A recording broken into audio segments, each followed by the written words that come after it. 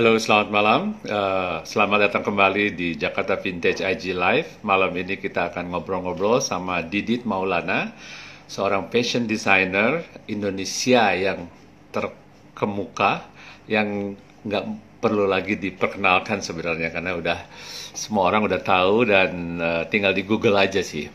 Eh, Kenapa saya ngajakin Didit ini sebelum orangnya datang? Oke, nggak tahu nih orangnya udah datang belum? Belum. Oke. Oke, mungkin sedikit pembukaan mengenai Didit. Kenapa saya tertarik untuk ngajak ngobrol. Didit adalah saya ngelihat pertama selain seorang fashion designer yang menghasilkan karya-karya yang inovatif, ya, juga dia sangat mengerti mengenai branding dan marketing. Oke, dan satu lagi, satu hal mengenai Didit adalah dia sangat articulate, oke.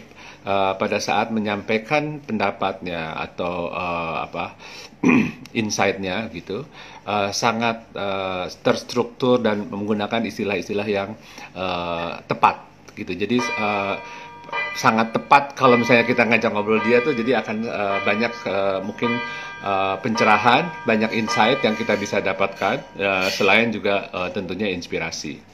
Oke, kedua, kenapa mengajak Didit adalah juga karena kita ingin tahu fashion industri atau fashion business di Indonesia ini sekarang ini gimana gitu ya, dengan pandemik ini, dengan COVID-19 ini. Karena dari pembicaraan-pembicaraan sebelumnya dengan tamu-tamu kita di sini, uh, industri kreatif adalah salah satu sektor yang paling duluan kena, oke, dampak dari COVID-19 ini. Oke, dan industri fashion kemarin oleh salah satu pembicara di sini, Linda Ibrahim, juga disebut sebagai secara realistis harus siap-siap gitu ya, walaupun bukan berarti tidak ada peluang-peluang.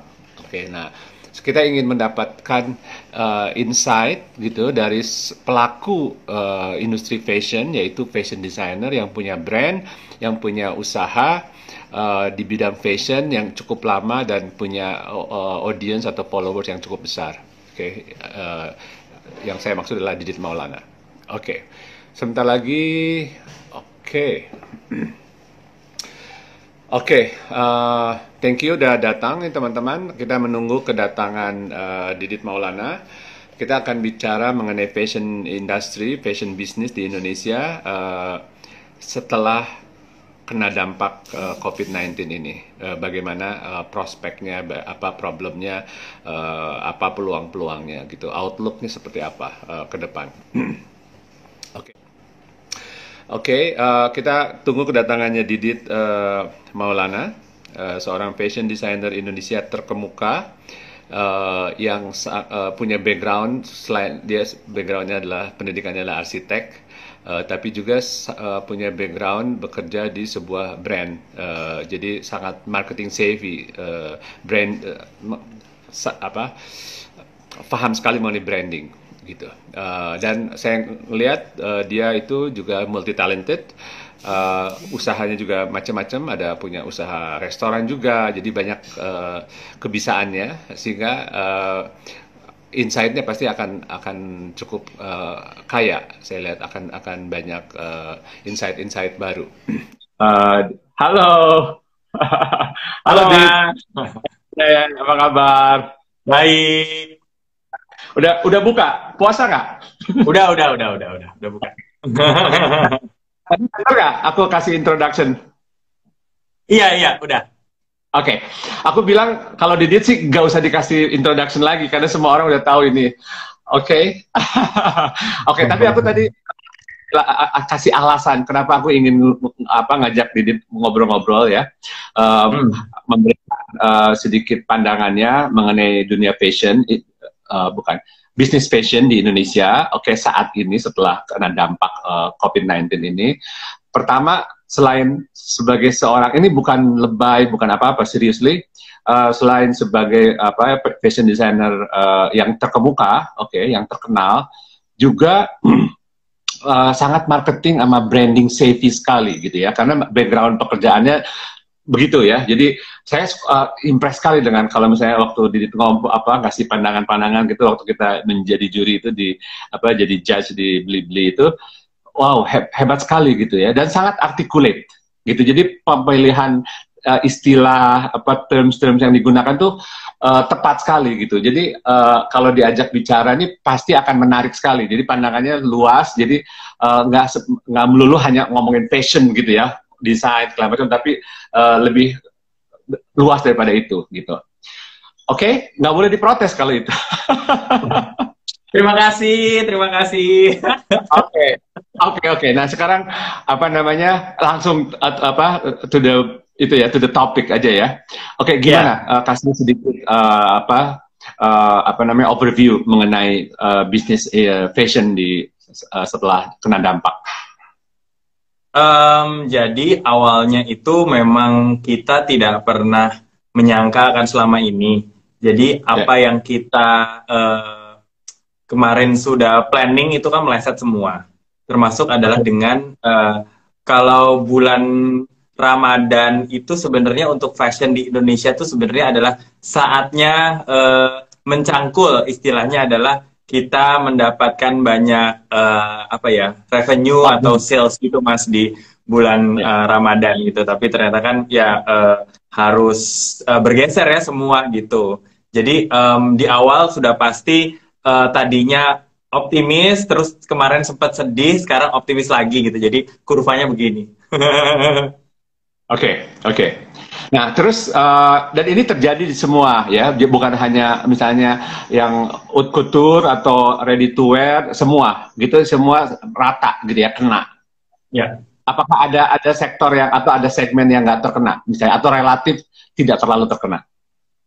Kalau misalnya untuk fashion sih, karena memang kita ini bukan kebutuhan primer gitu. Jadi kalau misalnya kita lihat Mas sekarang itu, misalnya untuk kebutuhan dasar, di mana piramida di bawah itu biasanya adalah kesehatan, kemudian makanan, kemudian semua hal yang substansial berhubungan dengan kesehatan kita atau gizi gitu ya misalnya. Nah, makin ke atas misalnya ada rumah, properti misalnya, terus kemudian ada fashion dan segala macam. Nah, sekarang orang justru mengerucut piramidanya terbalik, jadi kebutuhan dasar di atas itu diutamakan, yaitu pemenuhan untuk makanan, kemudian kebutuhan untuk gizi Kesehatan. gitu ya, kesehatan itu di atas gitu. Nah, kalau menurut aku yang tidak terlalu terkena atau berdampak sih sebenarnya sekarang kalau kita lihat adalah naiknya kesadaran orang tentang kesehatan, sehingga berbagai macam aplikasi, berbagai macam online classes yang berhubungan dengan wellness itu sedang naik daun. Seperti contohnya meditasi, seperti contohnya yoga, seperti contohnya olahraga di rumah gitu. Jadi semuanya bisa dilakukan di rumah. Kayaknya itu adalah salah satu industri yang lagi booming ya sekarang. Oke. Jadi kemarin tuh ada tamu kita di sini. Dia pengamat, dia dosen fashion business ya, fashion business di salah satu institut fashion di Jakarta. Dia bilang betul tadi ada shifting priorities gitu ya dari masyarakat ya, di mana sekarang ini jadi bukan fashion lagi untuk saat ini ya, tapi lebih ke kayak sandang. Jadi fashion yang bukan tidak memerlukan style tapi yang basic gitu ya. Itu yang dimaksud gitu ya maksudnya. Iya, jadi pergeseran atau prioritas ya, pergeseran prioritas kebutuhan gitu. Jadi memang harus ada kiat-kiat khusus apabila kita ingin tetap ada di landscape bisnis fashion tersebut gitu, yang memang harus kita kondisikan sehingga bisa ada di sana gitu. Jadi memang harus ada beberapa strategi yang harus kita lakukan ya gitu. Oke. Ini nggak apa-apa ya, kita loncat-loncat sedikit karena ini bukan seminar. Ini ngobrol-ngobrol, anggap aja di kafe gitu ya, kita ngobrol-ngobrol. Oke, tapi ada topiknya gitu. Kalau misalnya high fashion itu juga terpengaruh, Dit? Kalau high fashion, memang sekarang banyak sekali high-end brand yang melakukan home shopping, dalam arti kata ada home shopping service, sehingga mereka memberikan service kepada para kliennya itu lewat online, tapi online-nya dalam tanda kurung adalah online yang dilakukan secara apa ya, dari sales assistant langsung kepada klien gitu. Misalnya, Bu, ini ada tas baru atau apa segala macam itu. Jadi kalau untuk high end brand mungkin ada pergeseran cara menjual gitu ya, tetapi mungkin mereka tetap memaintain service-nya di sana gitu. Tapi kita juga nggak tahu ya, karena prioritas orang juga bergeser gitu. Apakah memang marketnya masih eager untuk apa ya, istilahnya adalah membeli barang-barang baru gitu, Mas. Tapi kalau aku lihat sih sekarang excitement-nya tuh lagi beda aja sih gitu. Jadi mungkin orang-orang yang jadi ada pergeseran excitement juga. Biasanya mungkin hal-hal tersebut bisa sparks joy kali ya. Sekarang mungkin setelah beberapa bulan di rumah, self quarantine segala macam, mungkin justru menemukan titik apa ya, kesenangan yang berbeda gitu ya. Ya. Kemarin juga memang itu dikonfirmkan sama semalam kita bicara dengan seorang research strategic planner dari Hakuhodo Institute yang bikin research ya di negara ASEAN termasuk Indonesia, di mana memang ada konsistensi findings mengenai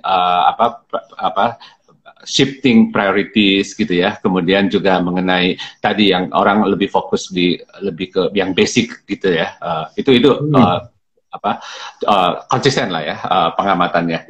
Nah terus kalau misalnya kita kembali ke bisnisnya Didit ya, Didit kan juga banyak klien, fashionnya itu kan bukan hanya satu segmen kan, ada yang high fashionnya, kemudian ada yang lebih massnya kayak gitu. Nah itu gimana strateginya masing-masing beda atau bagaimana mengatasinya?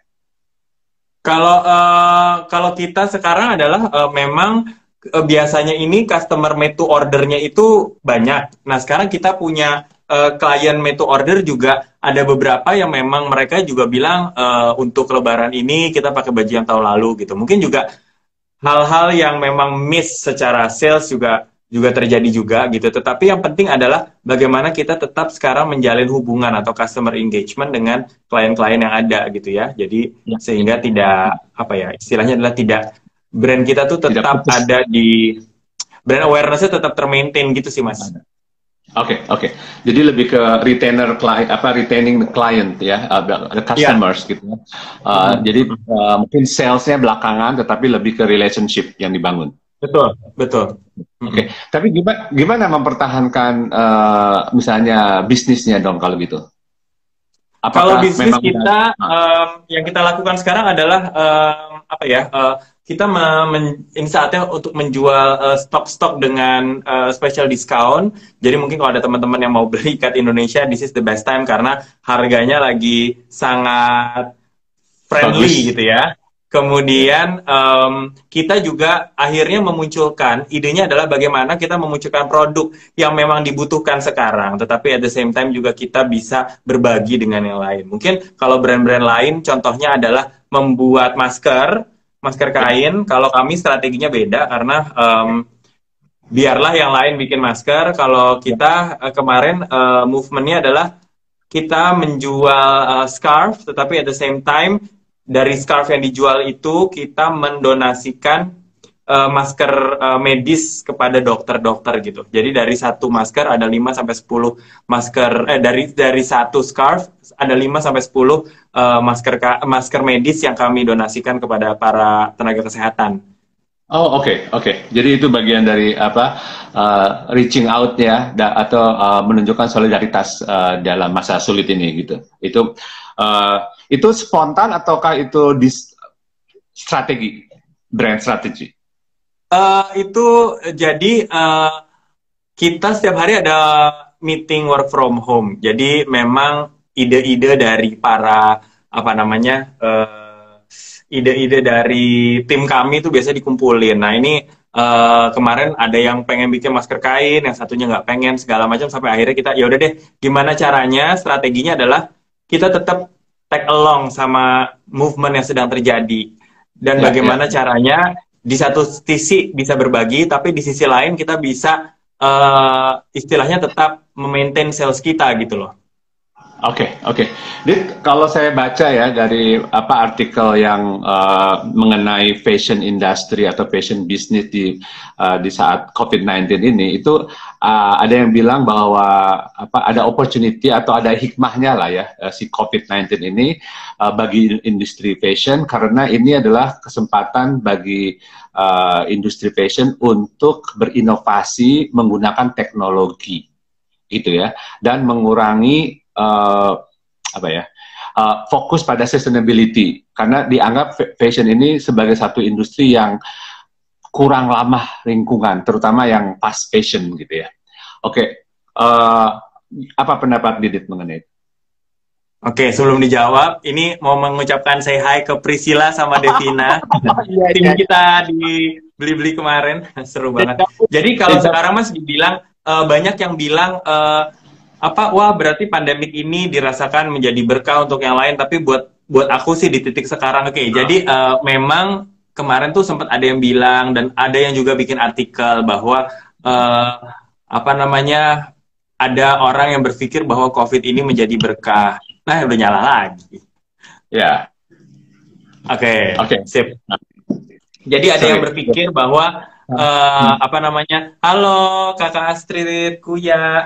Ya, jadi banyak yang berpikir bahwa ada beberapa artikel yang mengatakan bahwa COVID ini menjadi salah satu berkah gitu. Tapi buat aku sih enggak ya, karena memang setiap hari tuh aku teleponan dengan tim medis, dan juga kita setiap hari juga memberikan donasi makanan dan masker gitu, dan melihat kayak apa ya, banyak sekali sekarang korban-korban berjatuhan, apalagi hari ini kita mendapat report bahwa ada kenaikan secara drastis untuk korban ya gitu. Jadi ini adalah mungkin di satu pihak, kalau balik lagi ke dunia fashion, mungkin sekarang orang malah melihat, oh berarti sekarang saatnya industri fashion itu berkaca. Sebenarnya kalau aku boleh bilang, sustainable fashion yang sekarang sedang movementnya di mana-mana nih Mas,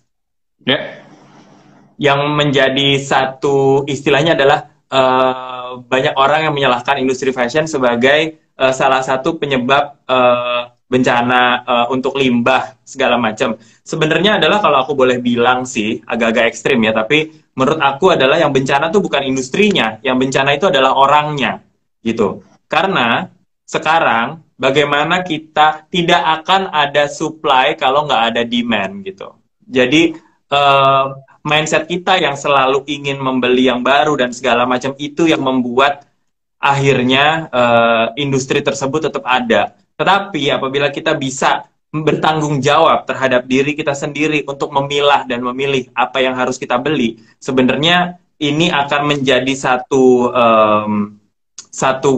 apa ya, kebijakan yang sangat organik ya gitu. Jadi jangan sampai istilah sustainable fashion ini menjadi sesuatu terms yang sangat seksi untuk dipakai, seolah-olah semuanya pingin menjadi bagian, tetapi pada pelaksanaannya tidak gitu. Karena untuk mencapai sustainable fashion itu banyak sekali yang harus dilakukan, mulai dari hulu ke hilir gitu. Jadi betul, buat aku betul. dibalikin lagi. Buat aku dibalikin Oke. lagi adalah mindset kita sih sebenarnya harus diubah. Oke. Yes, oke. Aku yang bagian terakhirnya itu, oke, thank you menjawab. Tapi sebenarnya yang aku bilang tuh bukan berkah, bukan, tapi hikmah. Jadi gini, Hikmah. hikmah, bukan Iya, berkah. hikmah. Enggak, soalnya Mas kemarin ada yang ngomong berkah Mas, ada beberapa gitu. Jadi aku sekalian mau highlight juga. Jadi Oke, oke. mungkin untuk ini teman, kalau hikmahnya, sebenarnya hikmahnya banyak sekali ya. Jadi hikmahnya tuh banyak banget yang kita dapatkan. Kalau dari aku pribadi adalah berarti sekarang kita mau nggak mau harus pakai teknologi, kemudian kita mau nggak mau juga harus berkawan dengan teknologi. Jadi nggak ada istilahnya gue gaptek, nggak bisa segala macam, karena mau nggak mau this is the only way untuk kita survive jualan gitu ya. Itu Iya, betul. kemudian mau nggak mau juga dunia fashion sekarang juga harus menggunakan platform online untuk menjadi point of sales-nya mereka gitu. Dan sekarang considering juga menurut riset ada kenaikan screen time consumption, Mas. Jadi orang kalau pakai handphone tuh layar, jadi waktu mereka terkonsentrasi ke layar itu sangat tinggi. Jadi kenaikannya untuk mereka yang usianya 18 sampai 28 itu sekitar 75% kenaikan. Gitu. Oke, Jadi jadi orang jadi kenaikan ini memang harus dimanfaatkan ya untuk para istilahnya adalah untuk para pelaku bisnis gitu, mau nggak mau. oke. By the way, itu Mbak Eva.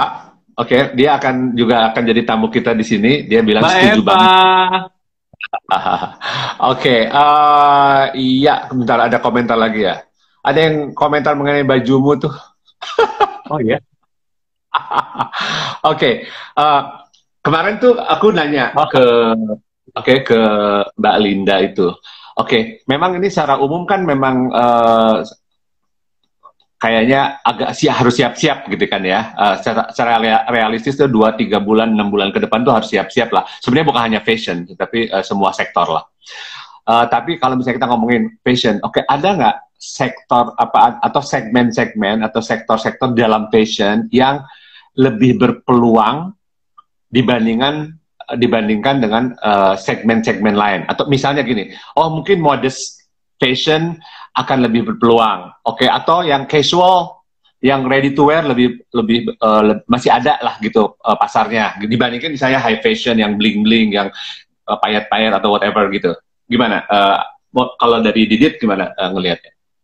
Kalau aku sih sekarang melihat yang akan berkembang adalah sebuah fashion yang jujur, di mana jujur itu dalam arti kata mereka membeli produk tersebut karena mereka memang membutuhkan gitu. Ya. Dan memang tetapi di satu pihak juga kami dari industri fashion juga tetap harus menggairahkan pasar karena memang mau nggak mau memang harus hidup, apalagi untuk Ikat Indonesia kita terhubung dengan ratusan pengrajin, dimana kalau penjualan kita mandek juga kita tidak bisa purchase barang dari para pengrajin gitu. Dan yang kami takutkan adalah ketika memang kondisi semakin memburuk maka berakhir pula tongkat estafet kebudayaan. Nah ini yang harus kita cermati dan memang harus kita sikapi secara bijaksana gitu ya. Dalam arti kata sekarang kalau ingin survive berarti memang harus memproduksi items-items yang bisa digunakan di rumah.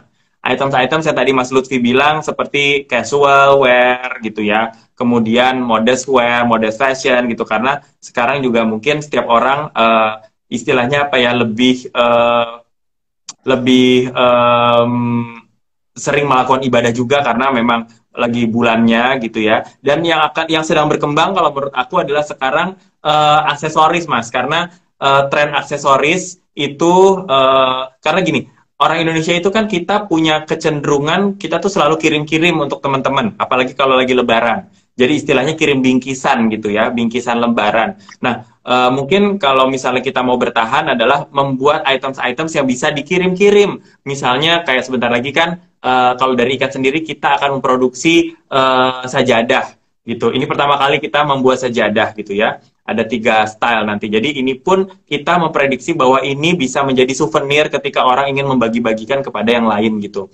Nah kemudian yang bisa bertahan juga misalnya membuat aksesoris yang memang memiliki hubungan dengan pandemik ini, misalnya tas untuk taruh vitamin, tas untuk taruh antiseptik dan segala macam gitu ya Mas, masker atau apa gitu-gitu. Jadi bagaimana kita juga menggairahkan pasar bahwa walaupun di rumah tetapi kita tetap istilahnya apa ya, tetap keren gitu, dalam arti kata ya kita tetap menghargai diri kita sendiri gitu ya, gitu. Nah kemarin juga apa namanya dari tim kita juga kita selalu mencoba untuk memposting foto-foto kita walaupun di rumah tetapi kita pakai baju yang memang istilahnya seperti kita mau ke kantor gitu, karena memberikan satu efek psikologis gitu. Jadi menurut aku adalah memang industri fashion ini mungkin bukan menjadi yang populer di era sekarang, tetapi mau nggak mau kita harus tetap mendukung karena banyak sekali UKM-UKM dan para pengusaha muda startup yang baru berjuang gitu untuk ini, untuk apa namanya berkembang. Oke, ya. Oke. Dit, kalau kan salah satu apa ya? Salah satu dampak ya yang hikmah lah, kita ngomongnya hikmah. Oke. Hikmah dari COVID-19 ini adalah itu mempercepat apa namanya penggunaan online sebagai salah satu marketing ya, salah satu alat jualan gitu. Yang sebelumnya itu mungkin statusnya baru nice to have aja gitu ya. Oke, gue ada kok online-nya, tetapi kebanyakan masih offline gitu. Nah sekarang tuh dipercepat dengan adanya COVID-19 ini gitu kan ya. Seberapa siap sebenarnya industri fashion secara umum, atau mungkin Didit juga dari Didit sendiri beralih gitu ke online? Kalau dari Ika sendiri sih memang udah 4 tahun belakangan kita main online, jadi sebenarnya nggak terlalu masalah sekarang gitu. Dan mungkin kalau untuk teman-teman yang sekarang baru ingin beralih ke online, sebenarnya banyak sekali platform-platform di mana kita bisa berbelanja di sana gitu. Dan tadi juga di Instagram ada yang nanya, Mas, gimana biasanya kalau kita perginya ke mall sekarang, karena walaupun mallnya udah ada beberapa yang buka tapi mereka tetap takut gitu. Nah sebenarnya sekarang juga kemarin aku juga meeting dengan beberapa marketplace atau e-commerce juga, bahwa mereka akan melakukan pembenahan besar-besaran untuk membuat pengalaman belanja itu menjadi lebih eksklusif gitu ya. Terutama hal ini sih kalau aku bilang bisa dicapai dengan tampilannya dan segala macam, sehingga membuat itu menjadi spesial gitu. Nah tetapi memang mau nggak mau kalau misalnya kita mau bertahan, kita harus ada di sana ya gitu. Dan sekarang banyak juga agensi-agensi yang menawarkan bantuan untuk para UKM sehingga mereka bisa menjual di platform online gitu, Mas. Ya. Oke, good to know. Oke, ini mungkin ada pertanyaan kayaknya tadi ada yang komentar. Oke, dari Putri Yuli. Oke, selain masker dan APD, tren mode fashion yang mungkin bisa bertahan di tengah pandemi ini apa, gitu kan? Mengingat sustainable fashion, ethical fashion, dan slow fashion memiliki nilai jual yang cukup tinggi. Oke.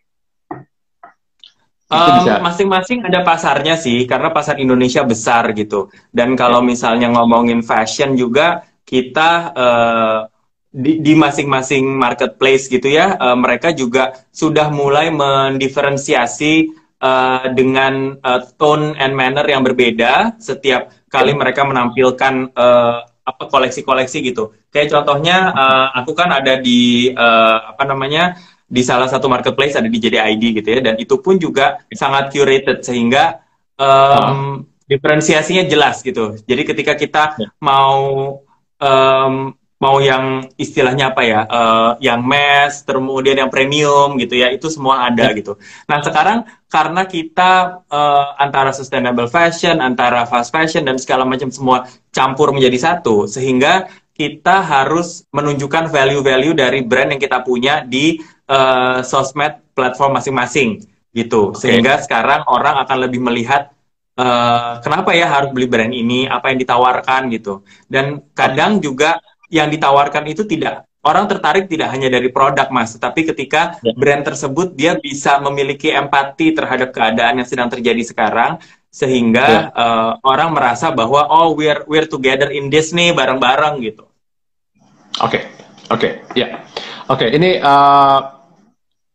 permasalahan utama industri fashion saat ini lesu karena ketidakmampuan beradaptasi dari offline ke online, kah? Atau memang karena marketnya yang lagi kurang bergairah dan pilih-pilih alokasi uang? Kayaknya udah ada tadi ya sebenarnya. Tapi silakan. Ya, kayaknya semuanya sih, Mas. Jadi ketidakmampuan beradaptasi dari offline ke online itu satu. Kemudian mungkin di bulan-bulan pertama itu konsumsi orang terhadap fashion masih ada. Tetapi sekarang mungkin mereka juga sudah berpikir karena harus lebih lebih ini lagi ya, harus lebih bijak lagi dalam mengeluarkan uang. mengeluarkan uang gitu, karena prioritasnya harus dibuat yang lebih lebih bijaksana gitu ya, karena kan kita juga nggak tahu ini berakhirnya kapan gitu. Sampai Nah kapan? jadi Tidak. dan jadi memang kalau aku bilang sih ya ini semuanya semuanya lagi campur aja gitu loh. Jadi antara offline ke online, kemudian antara priority orang gitu ya. Ada shifted Berubah. juga priority gitu. Ya, ya, oke, yes. Ini Krishna Pramadita, oke. Dia bilang, mungkin saat ini kita membutuhkan satu produk pakaian yang multi-use, namun disesuaikan dengan finansial dari segmen konsumennya. Ya. Ya. Ya, multi-use ini berarti adalah mungkin multi-use tuh jadi value of apa ya, usage-nya tuh tinggi ya gitu. Jadi nilai pakainya tuh tinggi. Nah, kalau ini kan memang nanti berpengaruh kepada kualitas bahan, kualitas produk juga gitu ya. Karena memang sekarang yang kita butuhkan adalah baju-baju yang nyaman digunakan ketika di rumah gitu. Iya, iya, betul. Ini kemarin juga salah satu apa namanya poin yang dikasih yang diberikan oleh tamu kita di sini adalah sekarang katanya baju yang opportunity adalah bagi baju-baju yang cukup representatif pada saat Zoom meeting atau kayak begini ya, tetapi cukup nyaman dipakai buat lagi beberes gitu loh, atau lagi santai di rumah, atau lagi kerja di rumah gitu loh. Jadi yang versatile gitu loh. Dia bilang gitu. Seperti itu mungkin ya maksudnya ya. Iya, jadi tepat sekali. Jadi memang harus nyaman, tetapi mungkin juga apa ya istilahnya harus bisa multi ya. Jadi dia harus bisa applicable mulai dari dia misalnya menyiapkan makan siang sampai dia harus meeting online, kemudian harus meeting dengan klien, dengan internal gitu, itu dilakukan dengan satu hari yang sama gitu ya. Jadi memang ya harus kreatif dalam memilih sih sekarang. Iya, betul, betul. Oke. Dan itu kalau dari untuk Didit Maulana apa di dalam bisnisnya itu salah satu strategi juga untuk merespons terhadap itu bagaimana? Ya kalau kita sih sekarang tapi mendesain sih udah mulai, intinya gini sih Mas, maksudnya kita mendesain sesuatu yang memang wearable untuk dipakai di rumah, tetapi bukan berarti jadi nggak stylish gitu, karena kita pun juga mau apa ya, kita juga mau menggambarkan ide bahwa di rumah pun juga kita harus terlihat keren gitu. Sebenarnya kita tuh terlihat keren buat siapa sih? Buat diri kita sendiri gitu. Nah, karena dengan hal ini akan bisa mendukung orang-orang untuk membantu teman-teman dari UKM fashion sehingga orang masih tetap purchasing gitu loh baju-baju mereka gitu. Jadi nggak semuanya harus kasual juga sih. Kayak yang kita pakai, Mas kan pakai kemeja, aku pakai kayak begini gitu ya. Jadi sebenarnya ya applicable lah untuk itu. Ya, ya. Oke, oke. Itu kayaknya ada yang nagih Didit tuh, Dit. Mana? Dari Viralea Hedian. Om ini pertanyaan di IG, oh udah, yang tadi udah dijawab, yang dia biasanya pergi ke mall, kemudian sekarang udah enggak. Halo Stefani Susilo, teman aku nih dari JDI. Oke, ini Sisi bilang setuju setelan kantor walau di rumah aja. Oh, oke. Semua ini jadi serba online, tapi daya beli konsumen menurun atau fashion bukan jadi prioritas lagi, diganti dengan frozen food. Tapi benar juga itu, frozen food apa lagi hit sekarang ya. Iya, aku kan juga punya bisnis restoran, sekarang kita jadi frozen food juga. Oh gitu ya? Iya, jadi frozen food juga. Terus ini ada ini Mas, ada Aci nih, Teresia Purnomo dari IAI. Benar ya, aksesoris, soalnya aku kalau Zoom meeting tetap pakai aksesoris kakak karena nggak bisa pakai baju dan tas bagus. Iya benar. Jadi ya. Oh oke. Itu teman kuliah ya? Iya. Aci, temanku juga itu. Oke, oke. Ini terakhir aku bacakan sebelum pertanyaan berikutnya. Anggaplah pandemi sampai 1 tahun. Ini dari Putri Yuli. Oke, anggaplah pandemi sampai 1 tahun atau lebih. Mungkin nggak selama masa ini fashion bergeser dari kebutuhan primer menjadi sekunder. Sekarang pun juga sudah bergeser gitu. Tetapi bagaimana caranya kita tetap ada di alokasi dompet setiap orang-orang itu memang harus eh, dilakukan bersama-sama ya. Jadi nggak bisa ini hanya menjadi satu gerakan sendiri-sendiri gitu. Ini Ya, mungkin ya. saatnya teman-teman dari industri fashion juga bangkit juga untuk apa ya istilahnya adalah bersama-sama kita saling mempromosikan gitu sih. Oke, Karena Dit, memang oke. kalau misalnya sekarang kalau mau diikutin sih ya orang apa ya suasananya tuh tidak mendukung untuk orang mau belanja mas gitu. Jadi memang kita harus mengkondisikan gitu loh dengan keadaannya seperti ini. Gimana caranya orang tetap mau beli baju kita atau mau beli produk kita gitu. Oke, Berarti harus Dit, ada tadi satu value lain yang ditawarkan. Oke, tadi kan Didit ngomong oke nggak bisa sendirian harus kerjasama. Memang apa namanya ada tiga ada tiga nilai dari akibat dampak dari COVID-19 ini, yaitu adalah humanity, empathy, sama solidarity. Oke, nah banyak nih kalau kita perhatikan misalnya fashion brand gitu ya di Eropa sama di Amerika itu melakukan banyak kerjasama, oke, kolaborasi gitu ya.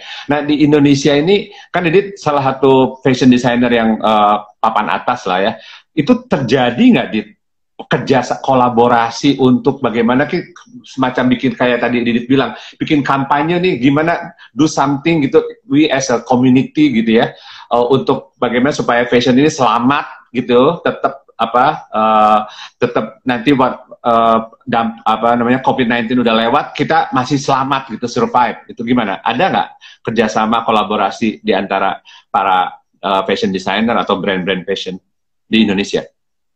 Ya, jadi mungkin contohnya apa yang udah aku bikin gerakannya namanya Mari Maju Bersama, Mas. Jadi kemarin itu Oke. kita mengkurasi beberapa puluh karya. Sekarang mungkin udah ada 40 karya yang kita pilih, kemudian kita tampilkan di sosial media, mulai dari Facebook, Twitter, dan Instagram. Jadi kita Ya. saling mempromosikan brand-brand yang lain.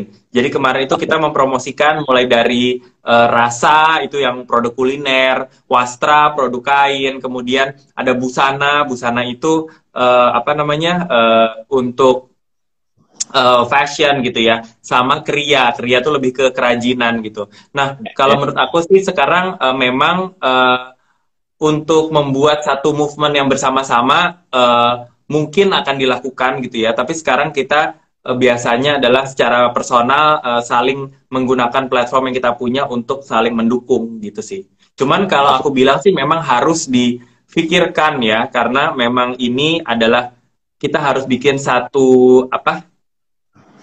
Satu movement atau satu gerakan gitu ya untuk menyelamatkan dunia fashion Indonesia sih.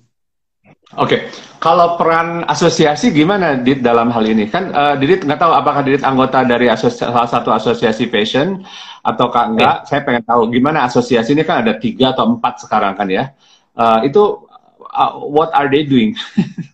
Ini nanya, Kalau ini bukan. asosiasi, kalau asosiasi nggak tahu mas, soalnya nggak ikutan. Maksudnya kalau asosiasi fashion nggak ikutan. Tetapi kalau aku kan sekarang tergabung di Dekranas Pusat Dewan Kerajinan Nasional Pusat, Ya, di mana kami terhubung langsung dengan para ketua Dekranasda atau Dewan Kerajinan Nasional Daerah, para ya, istri-istri gubernur ya, di ya, ya, 34 provinsi gitu. Nah, ya. jadi kita ini mendukung apa namanya kita berusaha mendukung para em, pengrajin yang ada di berbagai provinsi dengan saling mempromosikan di halaman Dekranasda masing-masing daerah gitu. Jadi memang dari Dekranas sendiri, dan selain itu juga kemarin Ibu Ketua kami yaitu Ibu Wuri Ma'ruf Amin juga memberikan bantuan kepada para pengrajin sudah masuk ke banyak daerah itu ya, bantuannya berupa sembako, kemudian juga ada juga yang berupa bantuan apa namanya makanan dan lain-lain sih Mas gitu. Jadi memang sekarang semuanya bergerak gitu ya. Nah kalau misalnya asosiasi fashion sendiri sih aku belum tahu sih karena nggak ikutan. Oke. Nah kalau satu-satu ya, tadi kan asosiasi. Aku sekarang kalau pemerintah, saya tahu Dekranas kan kayak setengah pemerintah.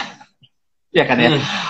Kalau pemerintah sendiri dalam hal ini kan kalau fashion kan di bawah dulu kan Bekraf ya, sekarang Kementerian Pariwisata dan Ekonomi Kreatif ya.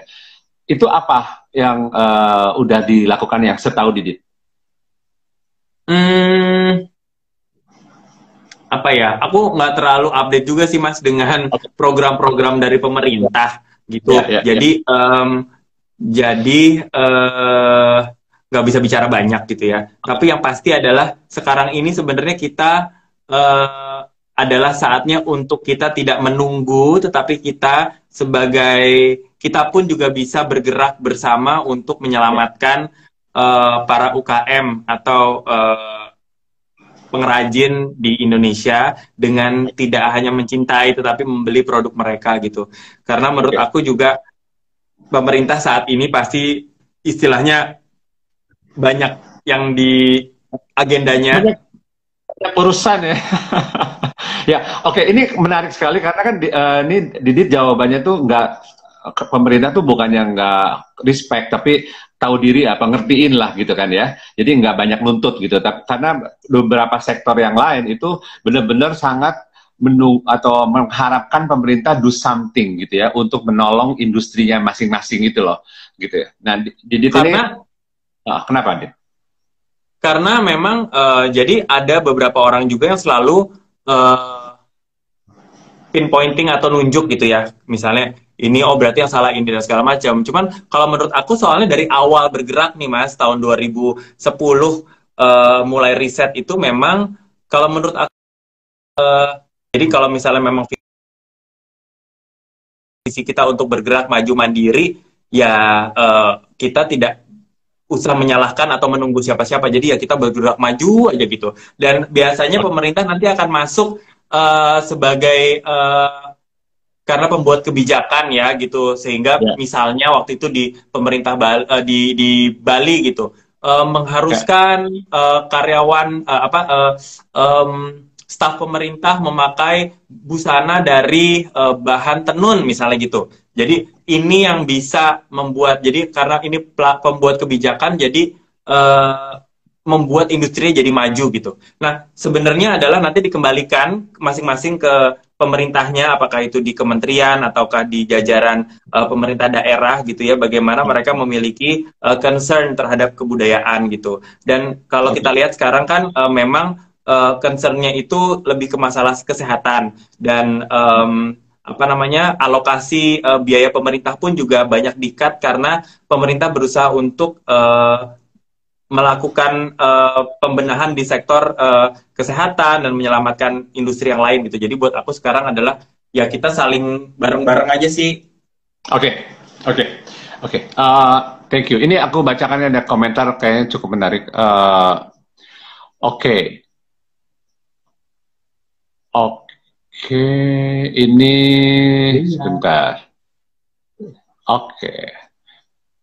Ini turun naiknya Krishna Pramadita. Pramadita. Oke.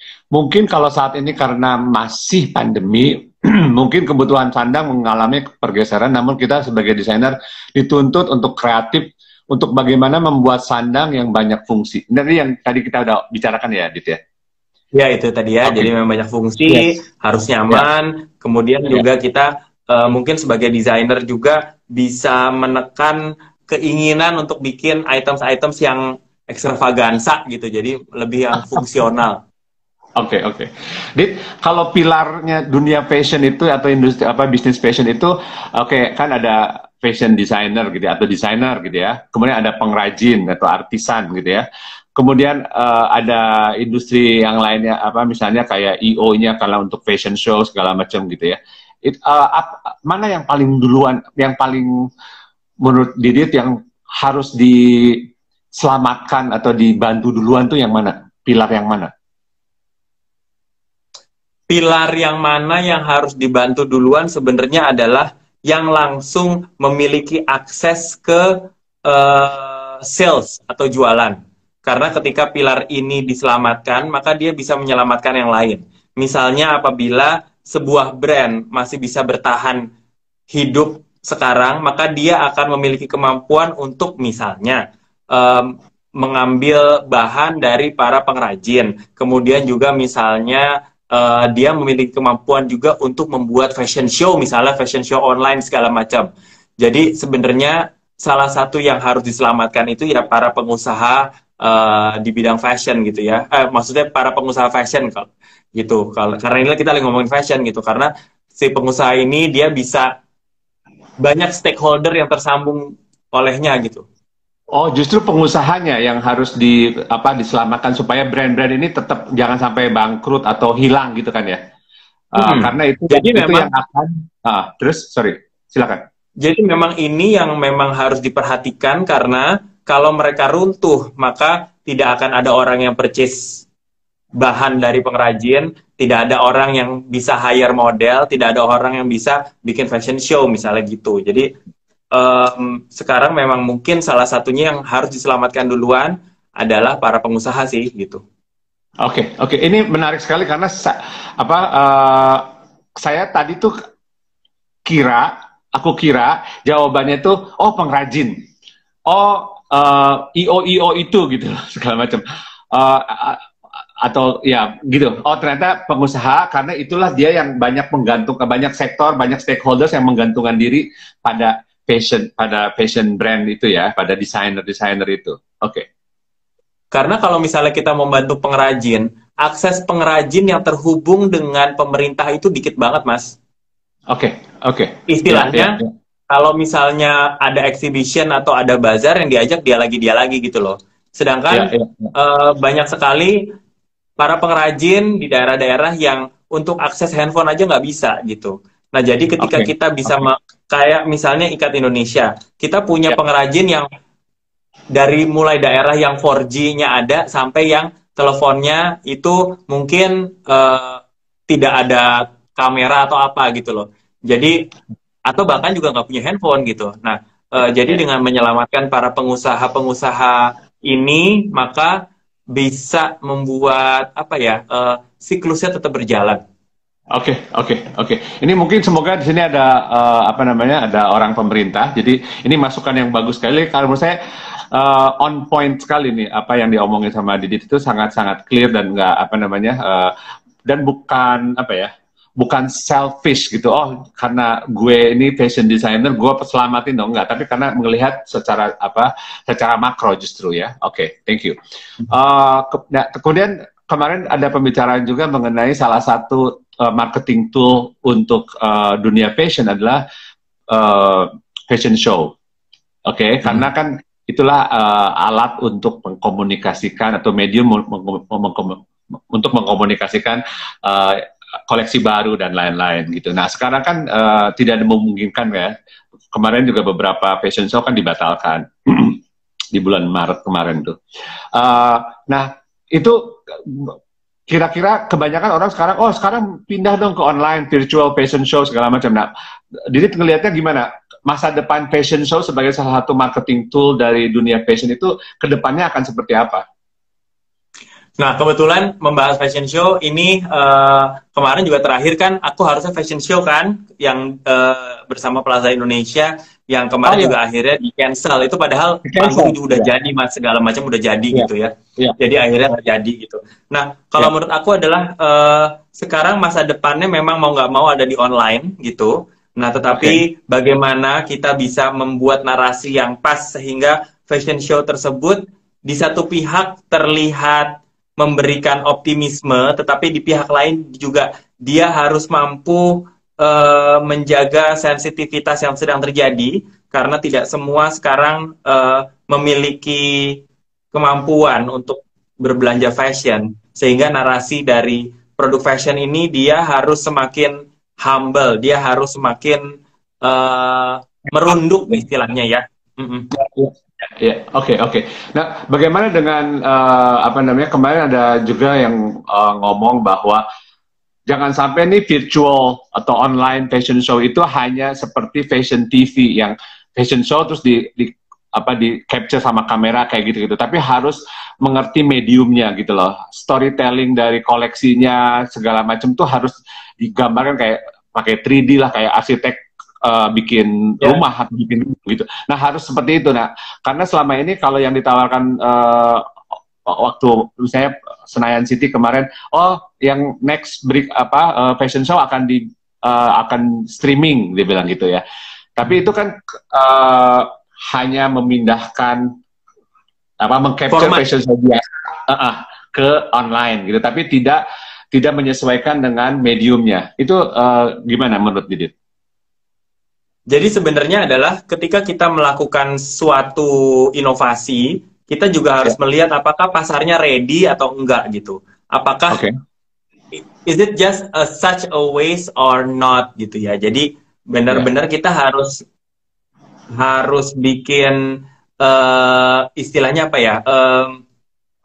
Riset terlebih dahulu gitu. Apakah marketnya ready untuk itu gitu? Apakah memang mereka butuh, karena kan untuk menyelenggarakan fashion show ini kan budgetnya nggak sedikit gitu. ya, Jadi ya. apakah alokasi budget ini merupakan investasi yang tepat di saat ini Ya. gitu? Saat ini.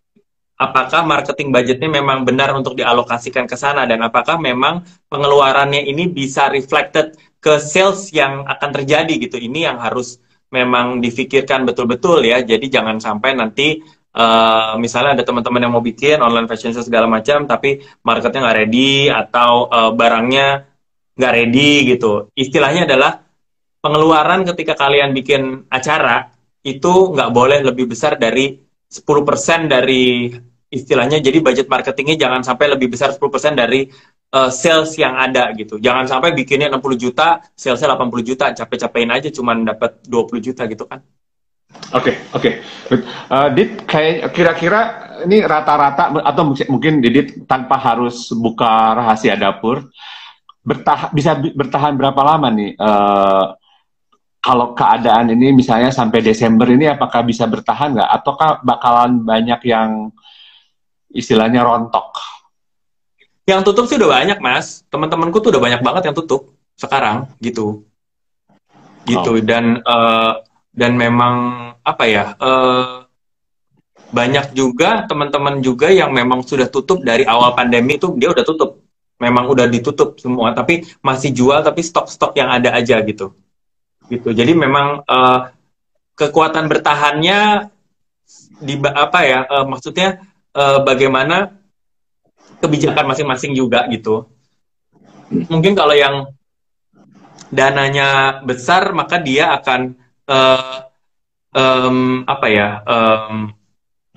Akan jadi lebih apa ya, nggak tentu sih Mas, karena ada yang bisa bertahan kalau modalnya besar, dia akan bertahan udah pasti, tapi banyak banget yang kecil-kecil ini juga banyak yang mati gitu loh di tengah-tengah gitu. Jadi memang dengan keadaan seperti ini memang banyak yang shifted gitu ya. Dan kalau aku bilang sekarang adalah saat yang tepat untuk memberikan special price untuk barang-barang kita gitu, karena mau nggak mau kita tetap harus gaji karyawan segala macam gitu. ya, ya, ya, ya. Oke. Ini bener, Ini ini bener nih Mas. Satu nih dari Ibu Ria Juwita nih dari Plaza Indonesia. Dia bilang making a good virtual fashion show doesn't mean cheaper than a real fashion show. Benar, memang ya. it's not cheap gitu ya. Apalagi teknologi kan juga mahal. Ini Ria Juwita ini yang model legendaris itu bukan? Iya dong. Oke, my favorite. Oke. Eh, kemudian yang diajak pameran buzzer itu ada. Oke. Yes. Ini ya. Oke.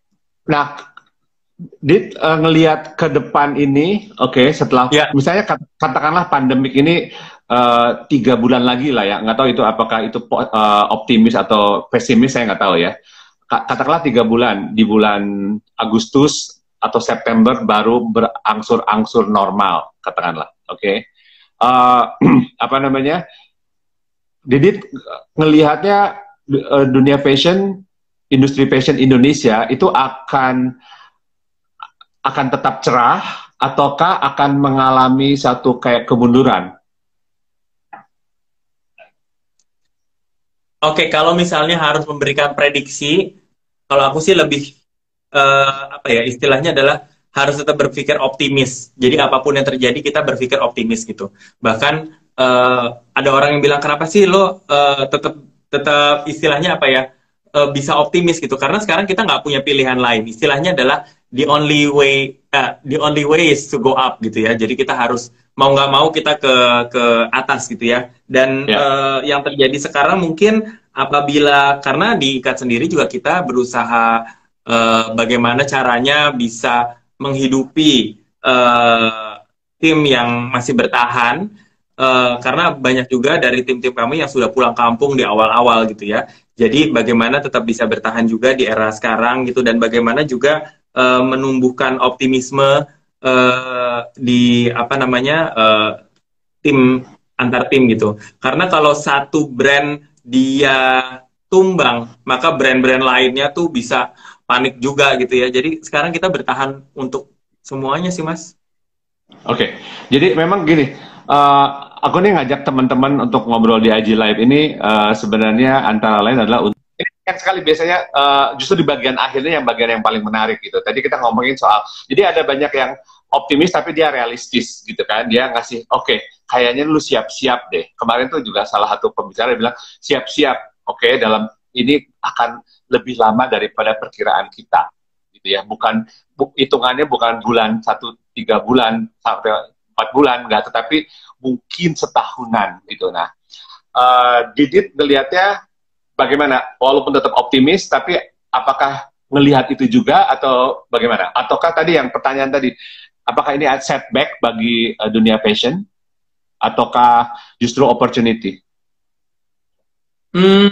Soalnya sekarang kalau misalnya kita melihat secara apa ya, sudah pasti landscape landscape customer berubah. Sudah pasti juga cara orang mengkonsumsi barang juga berubah gitu ya. Sehingga sekarang kita harus mau nggak mau bertahan dengan memunculkan items-items yang memang dicari orang di saat ini gitu.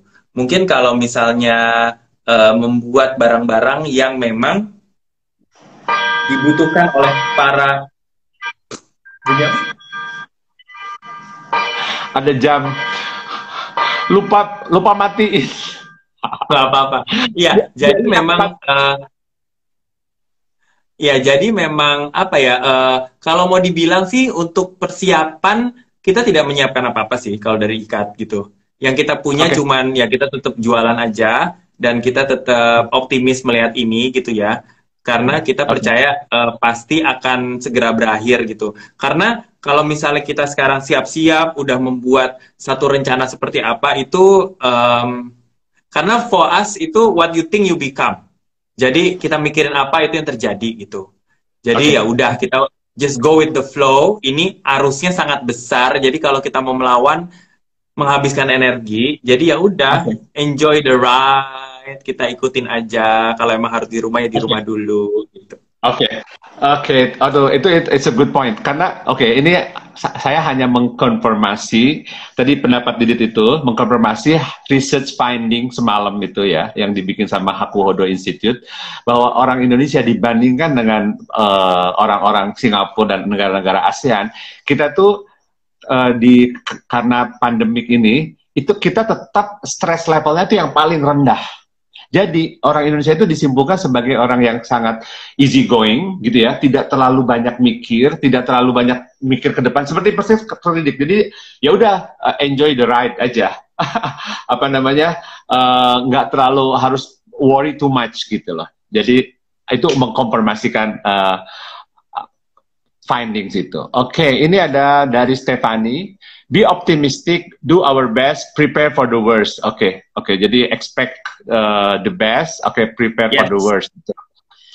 Remain relevant and stick to your values.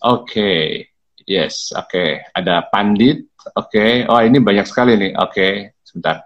There is always opportunity, ini juga bagus nih. Yang siapa ya? Di mana ya?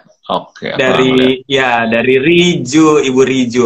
There is always opportunity in weakness and threat. If we look at it positively, it's time to think outside the box, be more creative. Iya, jadi mau nggak mau sekarang kita lebih kreatif lagi, kita lebih semangat lagi. Kalau yang kemarin juga mungkin istilahnya nggak tahu sih, tapi I feel like sekarang jadi banyak energi banget gitu ya untuk berkarya gitu, dan juga kita sekarang juga memunculkan, mungkin zaman dulu bikin istilahnya apa ya, bikin bajunya yang gimana, mungkin sekarang ya udah kita bikin items yang bisa dipakai di rumah tapi tetap keren, tetap kece gitu ya. Dan aku juga bentar lagi akan mengeluarkan special sajadah itu, Mas, gitu, karena saatnya tepat banget gitu ya. Itu spesial banget karena pertama kali kita bikin sajadah. Jadi untuk para UKM teman-teman yang melihat sekarang adalah kita banyak-banyak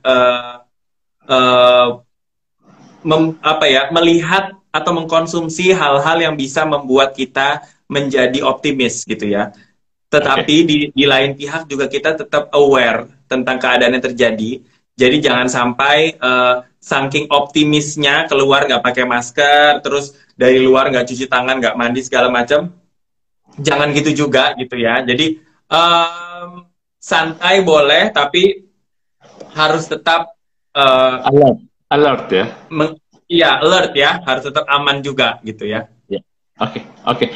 Dit, thank you so much. Ini apa namanya? Itu tadi end line-nya itu sesuai dengan itu hikmahnya loh. Itu hikmahnya COVID-19 ini, tadi lebih kreatif, lebih punya banyak waktu untuk bikin ini, bikin itu segala. That's the hikmah. Bukan berkah tapi hikmah.